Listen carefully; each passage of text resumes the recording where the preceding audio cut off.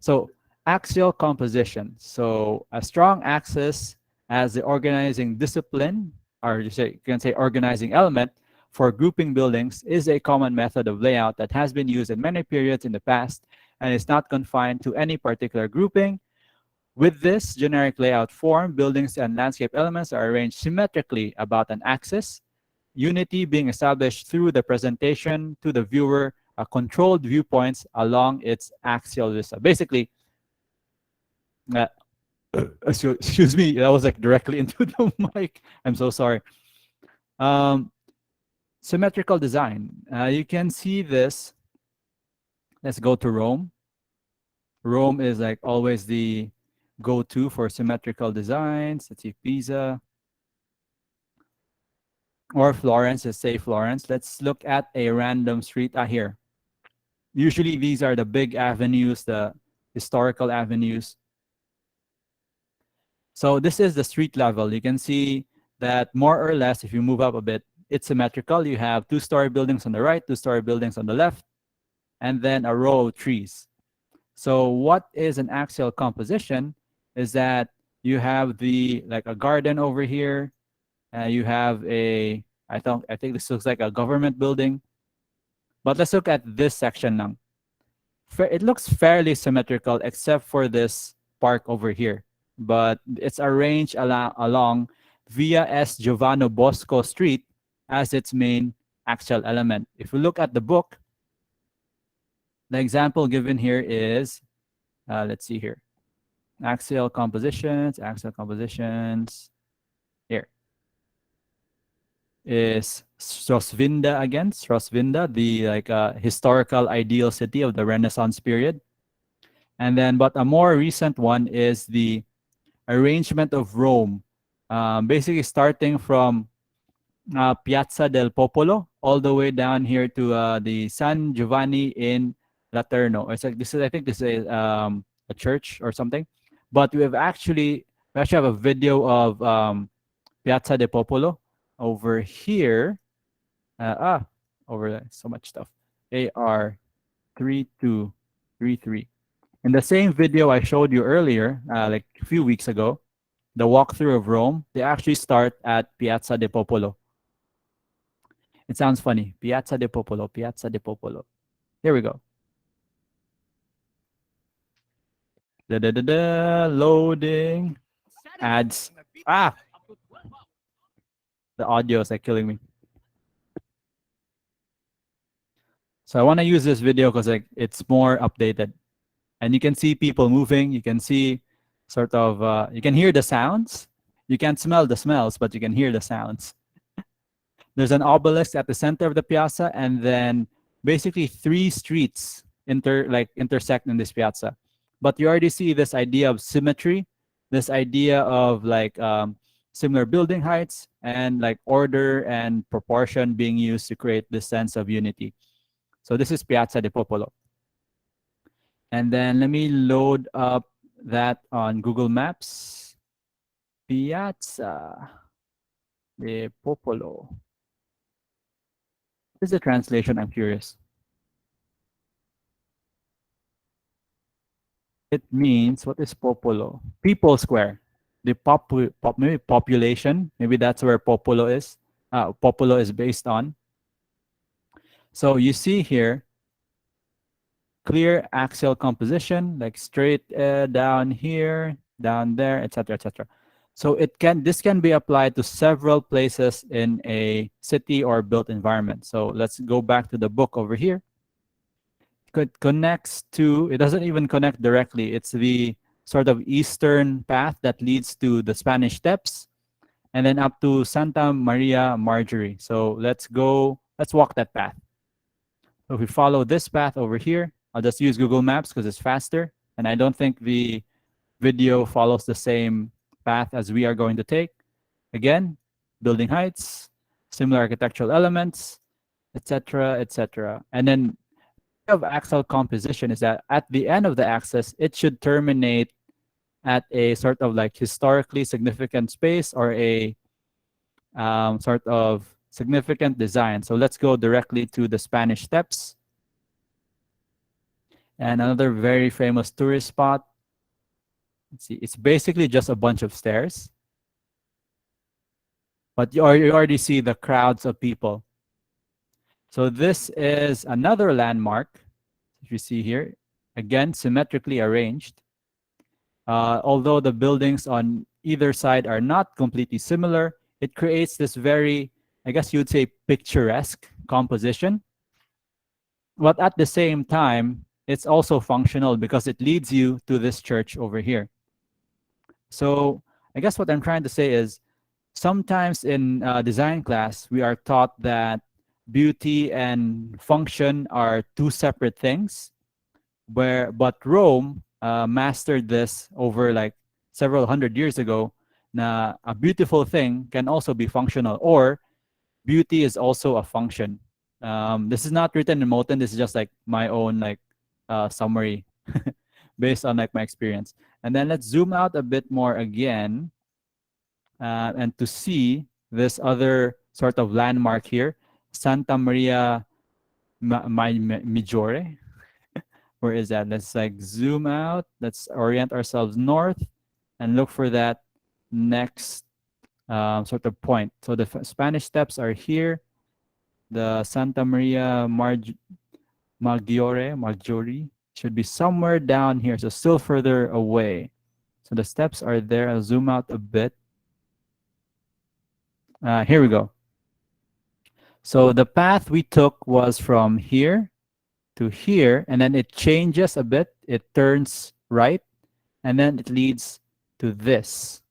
So along this path here, it should look fairly symmetrical. So if I do this, you can see the line appearing all the way to the Spanish Steps. Also, you have another sort of set of streets over here, and which leads to Basilica Papale. I'm not even going to try. Maggiore. How do you pronounce that? Let's learn how to pronounce things.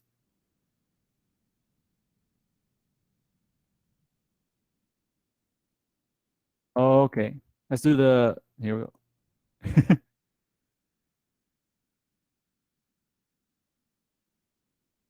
Okay, it's Maggiore. Okay, I just wanted to know before I keep like mispronouncing it. So we have Santa Maria Maggiore over here. Let's just go down to street view. Like this. Again, very formal. Both inside the lot and outside the lot. I guess you could say it's informal because of the bell tower.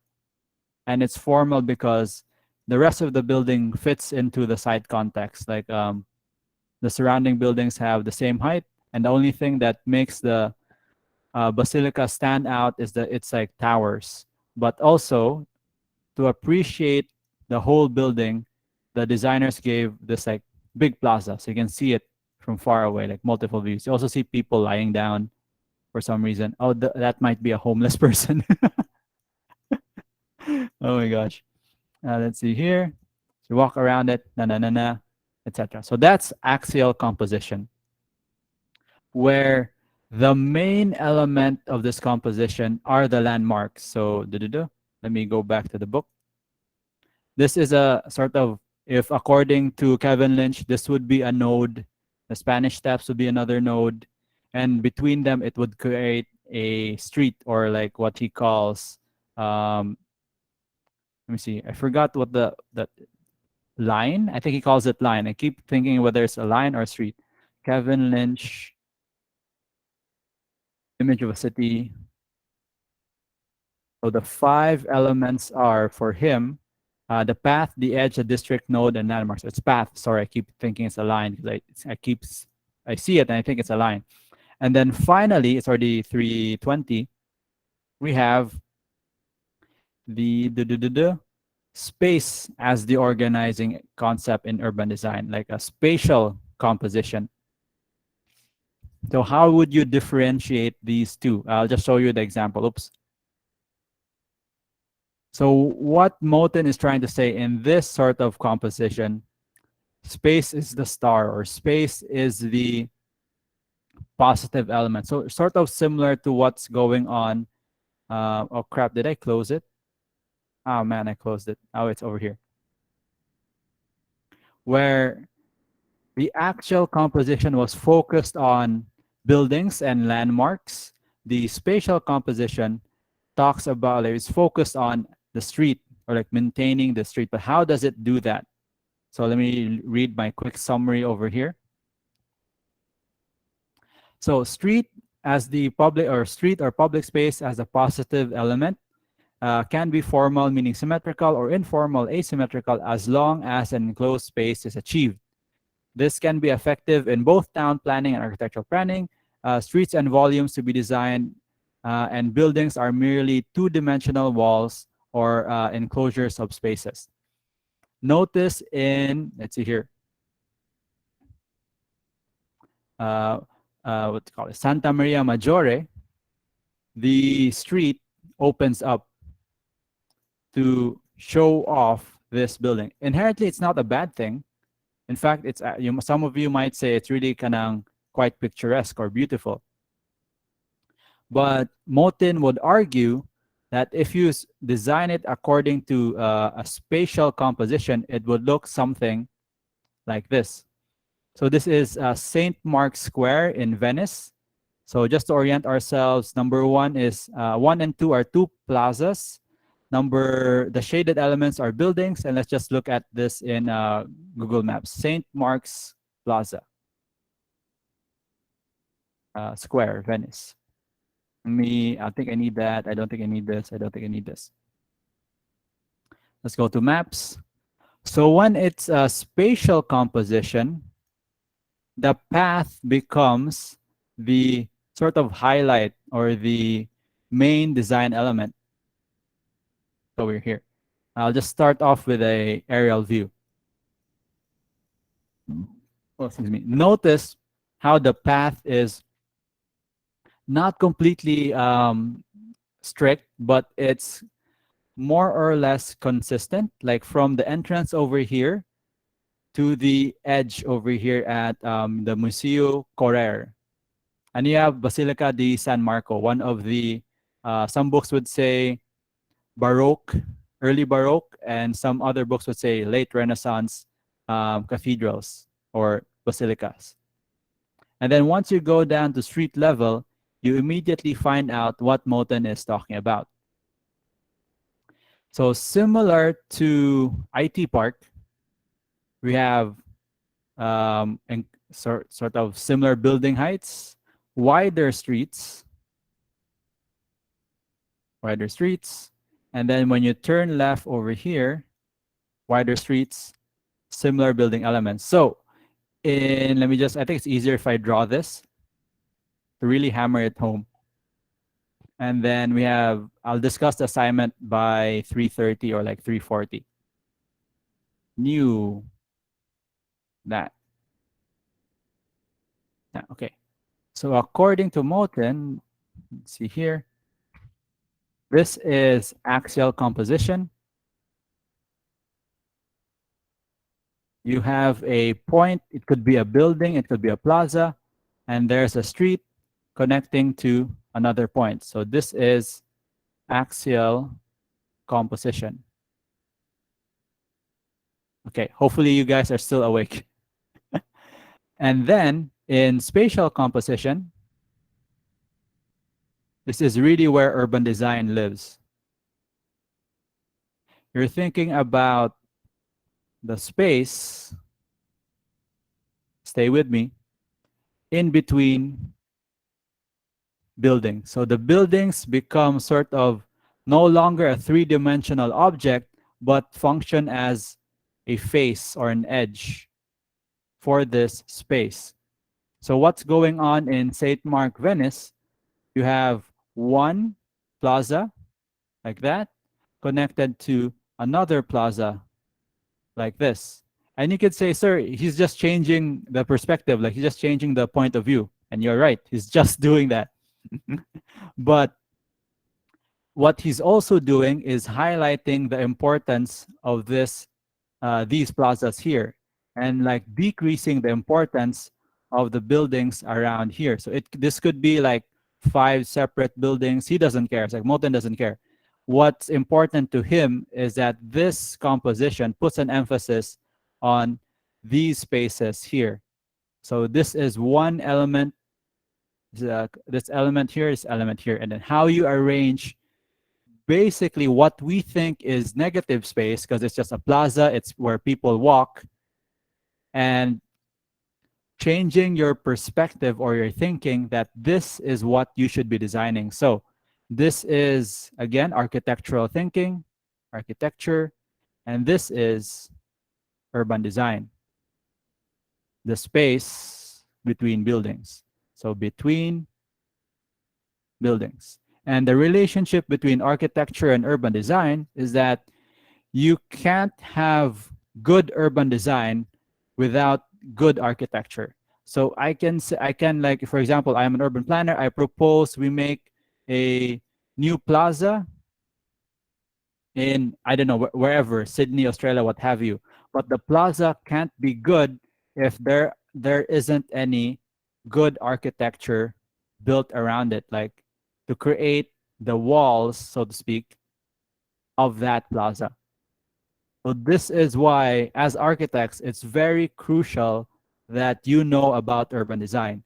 Because if you're that architect, let's say this building here is built, this building here is built, and you're the one who has to design this building here, especially if you find yourself in a situation where you have to design near a public plaza, it's your responsibility to make this building fit into the rest of the context. Otherwise, na you're removing or like you're degrading the public space. This is the I don't want to write PP. This is the plaza. Let's here, blue plaza. And this is why in the Philippines, um, everything looks so, I wouldn't say terrible, but not so good. Definitely couldn't be. And this is why things in the Philippines could definitely be improved. It's not just our fault as architects, it's several other factors, the client, the government, the public. But if we start from ourselves, like the song "Start with the Man in the Mirror," etc., etc. If we start thinking about what we can do for society, maybe we'll slowly and slowly like change people's minds. Someone Asha. So in your lot here, I'll show you some examples of what I think are good designs from my class. Let's take a look at this. Basically hit two birds with one stone. I still need to check this design. So this is by, I'm not even going to show who this is by, but you see here, it's like Christian Ray. Let's look at the site plan. So it's number one. Let's look at the exterior. I'll call this the Ong proposal. Let's see here. Let's create a poll. Nawa ng mga tao. We have 16 people. Oh, 16. 24 pa day. Okay, good. Let's create a poll. Is Ong's design, I just call it, is the Ong Hotel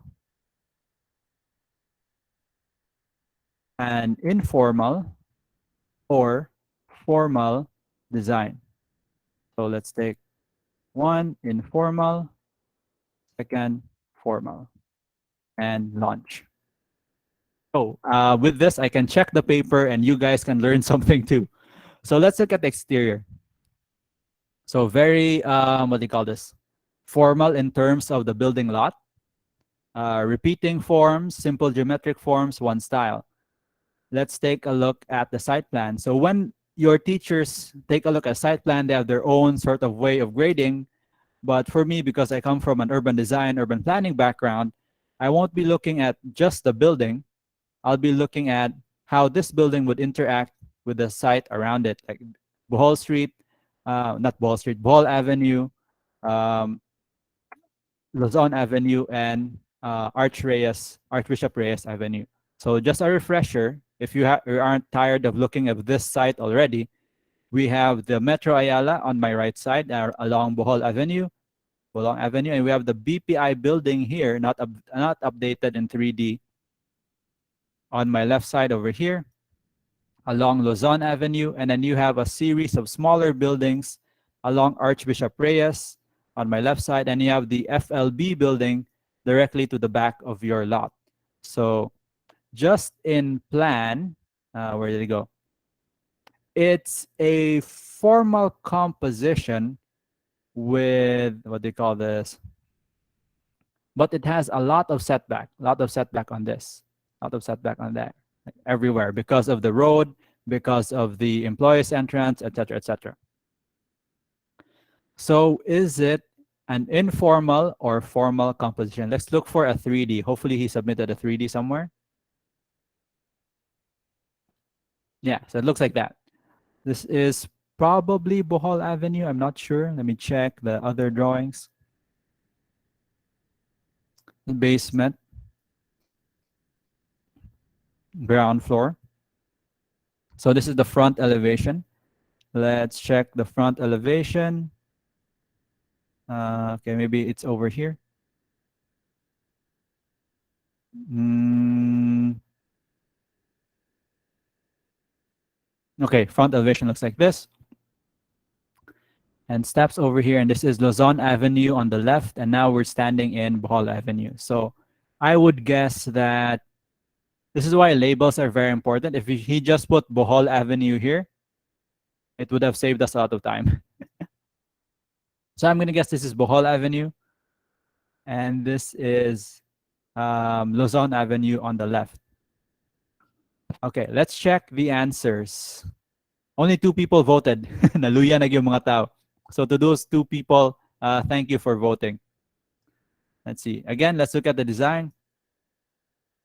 Is this an informal or formal model of composition just based on external perspective and the lot plan? Okay. And then we have to take a look at the site again. Let's imagine this building in the site. Is it formal or informal? Let me check the answers. So 7 people say formal. Okay, so let's take a look. It's about, let me close this. So just based on the image, it looks like it's trying to match the height of the FLB building. 1, 2, 3, 4, 5, 6, 7, 8, 9, 10, 11, 12, excuse me, 13. And this is where like a good 3D would like have like a simple massing of the FLB building over here. So I think it would fit the FLB building and the BPI building. Did he provide treatment to relate the Archbishop Reyes Avenue to his building? Maybe, I can't tell because it's probably just Bohol Avenue over here. Oh wait, that's the corner. So this is like Archbishop Reyes. I guess it would fit because this is shorter over here and it's set back. And if you look at the other side, the Bohol Avenue side, you can see kind of it sets back a bit. And then sort of the guest rooms are the central point. With that being said, I wish there was a view from Bohol Avenue, but yeah, I guess this is still in the preliminary stages. I think I can agree with you guys. It is definitely a formal composition. Otherwise, it would have been set back a lot and it would have looked sort of more dynamic in the exterior. So agree ko, formal. So it seems like the 10 people who voted or the same 10, 13 people who have kept on voting understands what a formal and informal composition looks like. Okay, very good. So 10 people out of 20 is good enough for me. Okay. So let's talk about, let's see here, your preliminary or like pre-mid assignment. And it will be aligned with what we discussed today. Stop recording. I'll make this in